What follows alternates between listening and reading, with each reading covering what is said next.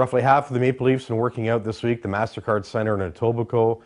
But to the man, they really acknowledge that they're not really sure what they're working out for. Of course, they have to stay in shape and everything else with the lockout now in day 3 and no end in sight.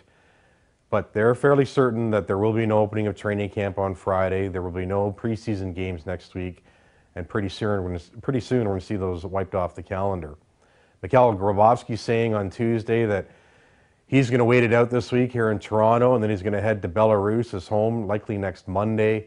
And in all likelihood, will be playing for Dynamo Minsk of the Continental Hockey League sometime in the next couple of weeks.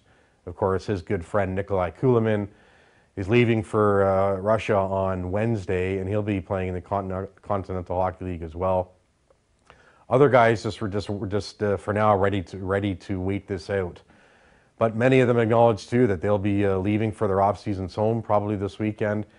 And I think if this thing goes through next week, as I'm sure it will, we're going to see a lot of the NHL players who make Toronto their off-season home coming back to these parts to work out for informal practices. The hardest part about all this too, for guys like James McClement, James Van Riemsdyk coming in to start with new teams, but with the new team with the Leafs. But again, they have no idea when that's going to happen. For the Toronto Sun, I'm Terry Koshan.